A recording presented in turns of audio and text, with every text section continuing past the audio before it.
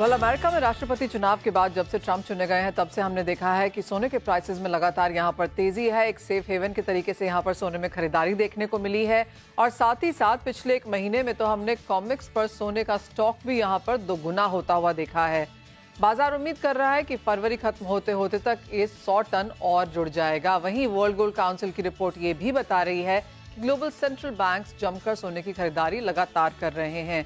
ऐसे में सवाल ये है कि आखिर सोना का जो ये मूवमेंट है फ्रॉम फ्यूचर्स टू फिजिकल और भारतीय बाजारों में ज्वेलरी कम और इन्वेस्टमेंट ज्यादा, ये जिस तरह से चेंजिंग मैप है ग्लोबल मार्केट्स में सोने को लेकर, इसे मार्केट्स कैसे देखते हैं और आगे जाकर किस तरह का इम्पैक्ट रह सकता है। हमारे साथ India Boolean and jewellers association के सेक्रेटरी सुरेंद्र मेहता है, साथ ही कामाख्या ज्वेल्स के एमडी मनोज झा, हमारे साथ एसएसजे फाइनेंस के प्रियांक उपाध्याय और पृथ्वी फिनमार्ट के मनोज कुमार जैन भी हैं। आप सभी का कार्यक्रम में स्वागत है। सोने को समझने की कोशिश करेंगे क्योंकि एशियन मार्केट्स में हम देखते हैं कि सोने की खरीदारी ज्यादा होती है। चाइना नंबर 1 तो भारत नंबर 2 पर है, लेकिन जिस तरह से यूएस ने यहाँ पर तेजी दिखाई है दिसंबर, जनवरी और फरवरी के महीनों में, इसका एशियन मार्केट्स पे क्या इम्पैक्ट है, ओवरऑल गोल्ड कंजम्पशन के क्या मायने हैं। सुरेंद्र जी, आपसे पहले जानना चाहेंगे और अगर थोड़ा सा कॉमिक्स को यहाँ पर एक्सप्लेन कर सकें। हम जानते हैं कि एक तो प्राइस गैप अच्छा खासा था, टैरिफ से पहले बहुत खरीदारी भी होते हुए देखी है और जिन बैंक्स ने यहाँ पर सोना शॉर्ट किया था वो यहाँ पर अब डिलीवरी देने की ताक में है और ऑफ कोर्स सस्ता सोना यहाँ से यूरोप से ले रहे हैं। क्या ये फिनोमेना 1 महीना 2 महीने का है? फरवरी में जब हम ये कॉन्ट्रैक्ट एक्सपायरी होता हुआ देखेंगे, क्या वर्ल्ड वापस आएगा या फिर ये कुछ और लंबा चल सकता है सिलसिला? सबसे पहले तो मनीषा जी, ये इम्पोर्टेंट समझना जरूरी है कि there are more rumours than reality.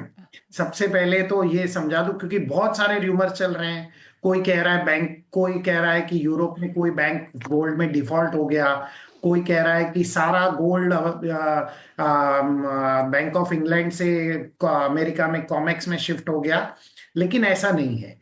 पिछले एक महीने में 632 टन सोना, 632 टन सोना, एक महीने भी नहीं, लगभग पिछले 40 दिनों में 632 टन गोल्ड जो है वो यूरोप की मार्केट से कॉमेक्स के वॉल्ट में शिफ्ट हुआ है। मतलब हम ये कह सकते हैं कि बैंक ऑफ इंग्लैंड में जो सोना 632 टन स्टोर किया हुआ था वो कॉमेक्स के वॉल्ट में शिफ्ट हुआ है। और ये इसलिए शिफ्ट किया गया क्योंकि यूएस में टैरिफ लगने वाले थे, तो नेचुरली कोई भी सप्लायर होगा वो सोचता है कि मैं टैरिफ के पहले वहां पे शिफ्ट कर देता हूं। इसके मद्देनजर, जैसे आपने कहा, वहां पे प्रीमियम भी मिल रहा था तो उन्होंने वो गोल्ड को शिफ्ट किया। एंड जो एक बहुत बड़ा ईएफपी हमने देखा, exchange of futures for physical, तो वो उसका एडवांटेज लेने की कोशिश कर रहे हैं। यूरोप मार्केट में जहां $5 से $20 का डिस्काउंट है गोल्ड में, वहां पर ही अमेरिकन मार्केट में, यूएस में, वहां पर प्रीमियम चल रहा है, तो उसका एडवांटेज ले रहे हैं। लेकिन और ये गोल्ड किस तरह शिफ्ट होता है? गोल्ड का शिफ्टिंग का एक मैकेनिज्म है, क्योंकि कॉमेक्स में अलग गुड डिलीवरी मैकेनिज्म है और जो बैंक ऑफ इंग्लैंड में गोल्ड होता है वो बार वहां पर अलाउड नहीं है। तो वो पहले बार स्विट्जरलैंड मूव होते हैं और स्विट्जरलैंड के बाद वहां से यूएस को मूव किया जाता है, उसे रिकास्ट किया जाता है और बाद में कॉमेक्स में मूव किया जाता है। तो ओवरऑल यदि हम देखें तो अभी तक 632 टन सोना शिफ्ट हुआ है और ये शिफ्ट इतना ज्यादा नहीं है जितना कि लोग एंटिसिपेट कर रहे हैं। कई रूमर्स हैं कि अमेरिका में सोना है ही नहीं, उनके वॉल्ट में 4800 टन सोना नहीं है, लेकिन ऐसी कोई आधिकारिक पुष्टि नहीं है। ऐसा बैंक ऑफ इंग्लैंड के भी कुछ ऑफिशियल्स ने क्लियर किया है कि हमारे पास आज भी लगभग 2500 टन सोना उनके वॉल्ट में आज भी मौजूद है, तो कहीं पर किसी प्रकार का कोई डिफॉल्ट नहीं है। सो जहां तक प्राइसेस की आप जो बात कर रहे हैं, नेचुरली ये एक पोजिशनल, आपको एक मार्केट में प्रीमियम मिल रहा है और दूसरे मार्केट में आपको डिस्काउंट मिल रहा है, तो इसकी वजह से गोल्ड यहां से मूव हो रहा है। और बड़ी बैंक है, जेपी मॉर्गन और एब्सोल्युटली सुरेंद्र जी, यहाँ पर जिन बैंक्स के नाम आए हैं वो एचएसबीसी है, जेपी मॉर्गन है, जिन्होंने ऑफ कोर्स सोना लेंड किया, सोना शॉर्ट किया और अब डिलीवरी देना यहाँ पर चाहेंगे, उस वजह से हमने ये मूवमेंट होते हुए देखी। लेकिन मेरा सवाल आपसे ये भी था कि फरवरी की जब कॉन्ट्रैक्ट की एक्सपायरी हो जाएगी और ये सारा सोना हम यहाँ पर देखेंगे डिलीवर होता हुआ, आपको लगता है ये प्रीमियम, ये ट्रंप ट्रेड जो सोने ने बहुत बखूबी निभाया है, ये आगे भी जारी रहेगा या यहाँ फरवरी के आसपास उसके बाद थोड़ी सी यहाँ पर एक स्थिरता आती हुई दिखेगी? नहीं, एज लॉन्ग एज टैरिफ का डिसीजन नहीं होता है। देखिए यूएस में क्या हो रहा है, पहले वहां पे वो अनाउंस करते हैं कि मैं टैरिफ लगा दूंगा, उसके बाद उन कंट्री के जो हेड्स होते हैं उनसे नेगोशिएट करते हैं और उसके बाद उसे डिफर करते हैं। सो बेसिकली ये सारा एक नेगोशिएशन टैक्टिक्स है जो मैं समझता हूं। मुझे लगता है कि ये तेजी कंटिन्यू रहेगी इसी प्रकार, बिकॉज अनसर्टेनिटी है। कब वो टैरिफ लगा दें, कब वो अपने अपने अपनी रेसिप्रोकल टैरिफ लगा दें, ऐसा कुछ कहा नहीं जा सकता, इसलिए जी, अनसर्टेनिटी बनी रहेगी तो प्रीमियम बना रहेगा। Fair point that. जहां तक अनसर्टेनिटी की बात है, इंटरनेशनल मार्केट्स में टैरिफ की बात है, जियोपॉलिटिकल टेंशंस हैं, सोना इसका क्लियर फायदा उठा रहा है। लेकिन ये ऐसा हमने आता हुआ देखा है कि ये शायद कई सालों के बाद बहुत लंबे और बड़े तौर पर सोना एक कंट्री से दूसरी कंट्री में शिफ्ट होता हुआ नजर आया है, और वो ऑफ कोर्स यहाँ पर एक बड़ी खबर है। और जैसे सुरेंद्र जी कह रहे थे कि काफी सारी खबरें हैं फिलहाल मार्केट्स में, और इवन हमने स्विस बैंक से भी आता हुआ देखा है कि थोड़ी मुश्किल है कि इस स्पीड से सोना उसी सिक्योरिटी और सेफ्टी के साथ निकाल के दूसरी कंट्री में शिफ्ट कराया जाए। तो ऑफ कोर्स काफी सारा बड़ा प्रोसीजर है और उसकी काफी सारी खबरें हम लगातार यहाँ पर देख भी रहे हैं। मनोज जी, ये सवाल आपसे है, जहां तक इंडियन मार्केट्स की अब बात है, हमने देखा है कि यहाँ पर सोना बहुत लंबे समय से डिस्काउंट में चल रहा था, ऑल टाइम हाई प्राइसेस हैं, ज्वेलरी डिमांड में हल्की सी कमजोरी है, ईटीएफ्स की बाइंग हमने बहुत स्ट्रांग आते हुए देखी पिछले महीने और पिछले क्वार्टर में। तो जहां अंतर्राष्ट्रीय बाजारों में हम देख रहे हैं फ्यूचर्स से हटकर फिजिकल में जा रहा है, इंडियन मार्केट्स में भी क्या हम वही ट्रेंड देख रहे हैं, या फिर आपको लगता है कि फिजिकल से हटकर इन्वेस्टमेंट की तरफ ये जा रहा है? मनोज जी, आप म्यूट पर हैं। या नाउ यू कैन हियर? हाँ जी। हाँ, डेफिनेटली मनीषा जी, इंडिया में जो अगर अभी आप राइट नाउ ट्रेंड देख रहे हैं तो रिटेल बाइंग तो एकदम नहीं है। कोई भी कश्मीर से कन्याकुमारी आप चले जाएं, किसी भी ज्वेलरी स्टोर में जो नॉर्मल रहती है बाइंग, वो नहीं है। जो भी बाइंग है वो इन्वेस्टमेंट बाइंग है। लेकिन इंडिया में इन्वेस्टमेंट बाइंग अभी रिटेलर तो नहीं कर रहे हैं ज्यादातर। जो भी पूरे वर्ल्ड वाइड अगर बाइंग मैं वर्ल्ड वाइड देखता हूँ, इंडिया नहीं, वो जो सेंट्रल बैंक्स की बाइंग है वही बाइंग हो रही है, इन्वेस्टमेंट बाइंग। और जहां तक कि गोल्ड की बात, तो गोल्ड की बैंकों के पास तो स्कार्सिटी है ही, जो अभी आप जिस टॉपिक पे डिस्कशन कर रहे थे, जिसकी वजह से जैसे पहले 3-3.5% का ब्याज आता था, मैक्सिमम 4% बैंक चार्ज करते थे गोल्ड मेटल लोन पे। आज वो 6, 7, 8, 9 तक परसेंट चार्ज करने की बातें कर रहे हैं। फिर भी गोल्ड सभी बैंकों के पास नहीं है। और इसका अगर नवंबर महीने और अभी में 3 महीने में ऐसा पूरी लाइफ हिस्ट्री में ऐसा इस तरह की बातें नहीं हुई। तो गोल्ड की कमी है बैंकों के पास। और वो जब HSBC जैसा आपने नाम लिया, मेरा खुद का कंपनी का जो लोन था वो गोल्ड मेटल लोन, वो ICICI से था, और ICICI का जो वेंडर था वो HSBC था। तो उन्होंने सबसे पहले पहल की थी ये इंटरेस्ट रेट बढ़ाने का। पहले 4 से 5%, 6%, 7 और 8% तक की बात पिछले 2-3 महीने में कर दी उन्होंने। तो इसका बहुत बड़ा खामियाजा पूरे इंडिया के सभी रिटेलर्स को भरना पड़ रहा है। और जो भी जिन्होंने भी गोल्ड मेटल लोन लिया था, क्योंकि 3 गुना ब्याज एकाएक बढ़ा दिया जाए तो वो उनके बैलेंस शीट को बहुत बड़ा इम्पैक्ट करता है। तो जो अभी राइट नाउ जो इतनी वॉलेटिलिटी है, जिस तरह का डिस्काउंट और प्रीमियम हर जगह चल रहा है, तो इंडिया में आपको डिजिटल गोल्ड की तरफ लोगों का इधर झुकाव ज्यादा हुआ है, उसमें कोई डाउट नहीं है। लेकिन लॉन्ग टर्म में आप फिजिकल बाइंग ही देखेंगे। ये तो थोड़े बहुत बाइंग है जो, लेकिन बड़ी बाइंग जो देखेंगी वो फिजिकल बाइंग ही देखेंगे, वो शिफ्ट का आपको जगह नहीं दिखेगा। यूएस में डेफिनेटली एकाएक पूरी डिमांड आई है टैरिफ के वजह से। इस जो टैरिफ के वजह से शिफ्टिंग ऑफ गोल्ड हुई है, उसके वजह से यूएस में डिमांड आई, इसलिए वहां पे प्रीमियम चल रहा है। यूके में आज गोल्ड लेने के लिए लोग तैयार नहीं, मतलब उस तरह वो, क्योंकि जैसा सुरेंद्र जी ने बोला, वो बार जो है यूएस शिफ्ट नहीं हो सकता, उसका एक कॉस्ट आता है स्विट्जरलैंड जाने का और वहां, तो इसलिए वहां पे जो फिजिकल गोल्ड है वो डिस्काउंट में चल रहा है। तो लेकिन सबसे इंपॉर्टेंट बात है कि ये सब जो इतने सारे जो आपने बताया, सुरेंद्र जी ने बताया, जो स्पेकुलेशन है, जो अभी जो बाइंग हो रही है, वो अनिश्चितता की बाइंग हो रही है, सेफ हेवन की बाइंग हो रही है। क्योंकि आप जब देखो, एक तरफ जियोपॉलिटिकल टेंशन पहले से ज्यादा सेटल होता हुआ नजर आ रहा है। हम हमेशा बात करते आए आपके चैनल पे कि इंटरेस्ट रेट जो है वो लॉन्गर फॉर हायर रहेगा, तो वो गोल्ड के लिए निगेटिव है, जो कि वो लॉन्गर ऑफ हायर ही रहने वाला है। इन्फ्लेशन हाई है, फिर भी गोल्ड कहीं भी कम होता हुआ नजर नहीं आ रहा है।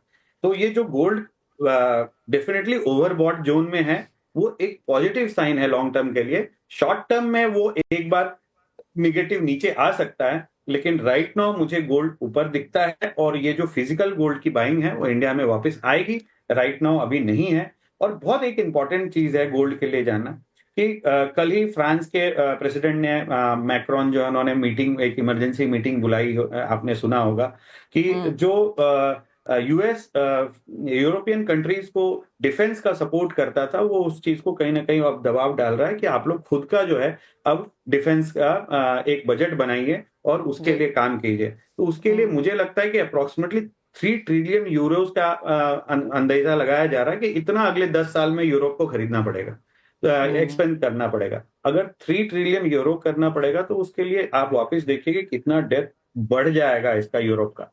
तो वहां भी कहीं ना कहीं उसको फिर गोल्ड को सपोर्ट, उनके अपने करेंसीज को और सबको संभालने के लिए उनको गोल्ड की बाइंग करना पड़ेगा। और सबसे बड़ा चीज जो है अभी जो डिस्कशन है मार्केट का, सब वो बहुत ही अनिश्चित है, वो डी डॉलराइजेशन और दूसरा गोल्ड का रीवैल्यूएशन इन यूएस जो $42 का है वैल्यूएशन, वो आज कितना वो वैल्यू करते हैं अपने डेट को कम करने के लिए। तो वो बहुत सारे ये सब जो जितनी भी चीजें हैं ये पूरे के पूरे जो है स्पेकुलेशन पे हैं। और सुरेंद्र जी ने सही बात है, जितने मुंह उतनी बातें। तो ये जब तक कि थोड़ा सेटल होता हुआ नजर नहीं आता है तो गोल्ड को सपोर्ट है। और फिजिकल बाइंग नहीं है इंडिया में, इसके लिए वो डिजिटल बाइंग है। लेकिन कहीं भी ये जब सेटल होता नजर आएगा तो बाइंग वापस लौटता हुआ देखेंगे। लेकिन एक हिदायत आपके चैनल पे जरूर देना चाहूंगा रिटेलर्स को कि ये साल बहुत बड़ा फ्लक्चुएशन रहेगा गोल्ड में। तो गोल्ड को चाहे हेज करके चलिए या फिर कोई भी ट्रेडर जो है इससे थोड़ा सा दूर रहिए कि यहां से अगर आपको 10% भी नीचे दिखा, मिनिमम 10% कोई बड़ी बात नहीं, तो $300 करीब करीब होता है। और ऊपर भी आपको $3000 से 3050 दिखेगा। तो बहुत बड़ा जो है ना ये रेंज अब डेवलप होता हुआ नजर आ रहा है। तो गोल्ड से के स्पेकुलेशन से जितना दूर रहे उतना अच्छा है, एंड रिटेलर हेज करके चले उतना अच्छा। ऑलराइट, तो $300 नीचे यानी कि यहाँ से $2600, ऊपर में 3050 तक की रेंज यहाँ पर मनोज जी देते हुए। और just to prove that point across, जो हमने इन्वेस्टमेंट की बात करी, अगर हम गोल्ड ETF इनफ्लोज देखें, और ये एम्फी की रिपोर्ट है, अगर दिसंबर में 640 करोड़ हमने इनफ्लो आता हुआ देखा था, हमने जनवरी में वो 3750 करोड़ आता हुआ देखा, यानी कि मेनी टाइम्स हायर। काफी लोग अब इन्वेस्टमेंट के तौर पर सोने को यहाँ पर देख रहे हैं, और ज्वेलरी जैसे सभी ने कहा कि slightly on the lower side है। मनोज जी अपनी रेंज यहाँ पर बता चुके हैं। सुरेंद्र जी, आपकी क्या रेंज है अब इस साल के लिए, जिस तरह से मार्केट है यहाँ पर, क्या वो चेंज हुआ है आउटलुक या अभी भी वही लेवल्स हैं? नहीं, देखिए, इनिशियली तो मुझे लगता है कि गोल्ड एक बार $3050, 3050 to $3100 के बीच रह सकता है। लेकिन वहां से मुझे उसके बाद ऑलमोस्ट 6 मंथ्स, यहाँ से 6 महीने के बाद मुझे बहुत बड़ा करेक्शन लगता है। और ये करेक्शन ऑलमोस्ट 30% तक हो सकता है। क्योंकि देखिए, एक बहुत बड़ा फर्क है कि हमने जब पहले गोल्ड के प्राइसेस बढ़ते हुए देखे थे तो वो फोर्स्ड इन्फ्लेशन था, बिकॉज जो कोविड आया था जिससे टन्स ऑफ मनी यूएस को प्रिंट करना पड़ा और फ्रीबीज बांटने पड़े। लेकिन इस बार ये जो है ये जानबूझकर इन्फ्लेशन क्रिएट कर रहे हैं। तो कहीं एक पब्लिक आउटरेज आएगा, और पब्लिक आउटरेज को कंट्रोल करना बहुत डिफिकल्ट होता है किसी इकोनॉमी के लिए। तो मुझे लगता है एक शार्प करेक्शन मैं उम्मीद करता हूं अक्टूबर महीने के आसपास। वहां से मुझे लगता है 30% तक करेक्शन आ सकता है। मतलब गोल्ड मुझे लगता है अक्टूबर के बाद $2150 तक नीचे आ सकता है। ओह वाह अगर लोग यहाँ पर ये सुन रहे हैं जिन्हें लग रहा है कि लेना रह गया, तो उनके लिए ऑफ कोर्स यहाँ पर एक खरीदारी के मौके निकल के आएंगे। मनोज जी यहाँ पर शायद आगे अपनी पोजीशन, मनोज जी वैसे भी बेयर हैं यहाँ पर, उनको तो खुशी हो रही होगी कि प्राइसेस इतना नीचे यहाँ पर आएंगे। बट एक इंटरेस्टिंग चीज ये है कि हमने यूएस में फ्यूचर्स को छोड़कर as in physical for futures हमने बनता हुआ देखा, और भारतीय बाजारों में as of now investment rather than jewellery buying हमने थोड़े से ट्रेंड्स चेंज होते हुए देखे हैं। लेकिन जैसे कहा जा रहा है कि वॉलेटिलिटी यहाँ पर रहेगी, और अगर प्राइसेस नीचे में मिले तो आपको खरीदारी करनी चाहिए। एज ऑलवेज बहुत बेहतरीन कॉन्वर्सेशन थी ये। सुरेंद्र जी एंड मनोज जी, आप दोनों का ही बहुत शुक्रिया। बल इसी के साथ एक ब्रेक के लिए भी रुकेंगे। जब लौटेंगे तो ट्रेडिंग स्ट्रैटेजीज कैसी हो इस पर करेंगे चर्चा। यहाँ पर हो रही है सोने की, जहाँ पर वॉलेटिलिटी सबका मानना है कि जोरदार देखने को मिल सकती है। मनोज जी, आपकी क्या सेंस है? ब्रेक से पहले डिस्कशन में हमने सुना कि शायद 2150 नीचे में, 3100 ऊपर में, इस तरह की रेंज यहाँ पर सोना आपको इस हफ्ते में दे सकता है। ऐसे में ट्रेड कैसे किया जाए? नमस्कार मनीषा जी, बिल्कुल यहाँ पे हम साल के शुरुआत से ही सोने के ऊपर आपसे लगातार चर्चा कर रहे हैं, और वर्ष 2025 के लिए $3,000 तक का लक्ष्य जो है हमने दिया था आप ही के चैनल पे, और 90,000 भारतीय बाजारों में, और हम उसी की तरफ बढ़ते हुए देख रहे हैं सोने को। इनफैक्ट 2970 तक के स्तर हमने आते हुए भी देखे थे। तो हमारा मानना है कि $3,040 तक एक बार जो है यहाँ पे कॉमेक्स में गोल्ड दिखा सकता है। वहां पे एक स्टीप रेजिस्टेंस जो है वो टेक्निकली चार्ट पे देखने को मिल रहा है। भारतीय बाजारों में भी हमारा मानना है कि 87,500 एक यहाँ पे शॉर्ट टर्म में रेजिस्टेंस रहेंगे।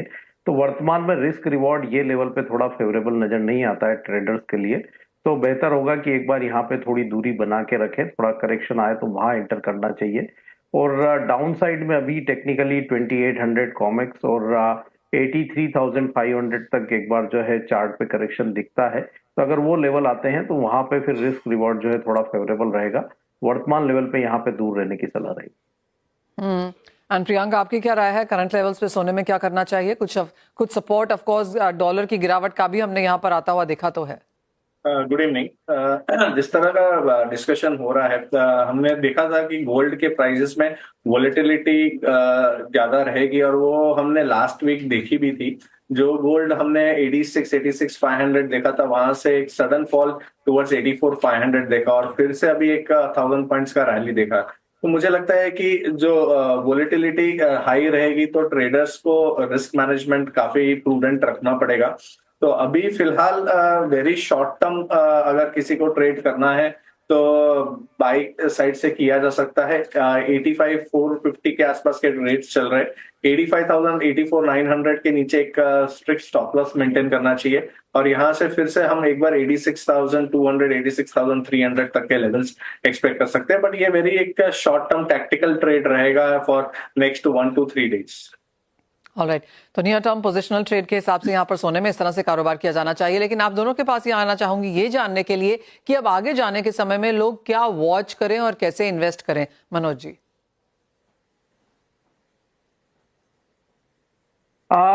मेरा मानना है मनीषा जी कि यहाँ पे सोने में जो मजबूती है लॉन्गर टर्म में बनी रहेगी, जिस तरह से ग्लोबल अनसर्टेनिटी है। तो जो निवेशक हैं वो यहाँ पे SIP के रूप में सोने को एड करते रह सकते हैं। जिस तरह से हम ETF की भी होल्डिंग्स लगातार जो है बढ़ते हुए देख रहे हैं, तो निवेशकों को डरने की जरूरत नहीं है, SIP के रूप में ऐड करते रहें। और जो ट्रेडर्स है जो छोटी अवधि के लिए निवेश करना चाहते हैं, उनको थोड़ा यहाँ पे करेक्शन का वेट करना, लेकिन लंबी अवधि में हमारा मानना है कि ट्रेंड अभी जो है वो सोने में फर्म बना रहेगा। प्रियंका, आपकी क्या सेंस है, किस तरह से कारोबार करना चाहिए? आप भी कहेंगे SIP बेहतरीन है? जी बिल्कुल। अगर कोई इन्वेस्टमेंट होराइजन से देख रहा है तो ऑब्वियसली ये काफी ओवरबॉट लेवल्स है, क्योंकि हमने एक शानदार रैली गोल्ड में आते हुए देखी है। तो 85,000 पे एक फुल मतलब चंक इन्वेस्टमेंट नहीं कहूंगा करने के लिए, यहाँ से स्टैगर्ड मैनर में बाइंग करनी चाहिए। तो जो भी करेक्शंस आते हैं तो SIP का रूट, या तो जब भी एकदम ड्रास्टिक फॉल आती है मार्केट्स में, अगर मान लीजिए अभी 85,000 के आसपास है, suddenly in next few days और इन नेक्स्ट फ्यू मंथ्स 83, 82,000 के रेट दिखते, तो वहां पे बाय इनिशिएट किया जा सकता है। But over a period of time मुझे लगता है कि SIP would be the best route. And यहाँ से मुझे लगता है कि $3,100 तक का गोल्ड का medium to long term target से रहेंगे। तो अगर मैं ट्रांसलेट करूं यहाँ पे, तो मे बी अराउंड 92,000 के आसपास इंडियन मार्केट्स में रेट होने चाहिए। मैं आपको याद दिला दें कि इस साल में सोने ने अब तक आपको 11% रिटर्न दिया है, पिछले साल 28% और पिछले 12 महीने में करीबन 40% का रिटर्न है। तो क्लियरली जैसे हमारे दोनों ही एक्सपर्ट्स कह रहे हैं कि खरीदारी यहाँ पर SIP या स्टैगर्ड तरीके से की जानी चाहिए। सोने ने आपके पोर्टफोलियो को हमेशा यहाँ पर चमकाया ही है। वेल, इसी के साथ मनोज जी, प्रियांक, बहुत शुक्रिया साथ जोड़ने के लिए। इस कार्यक्रम में फिलहाल इतना ही समय है, लेकिन आप बने रहिए CNBC आवाज में।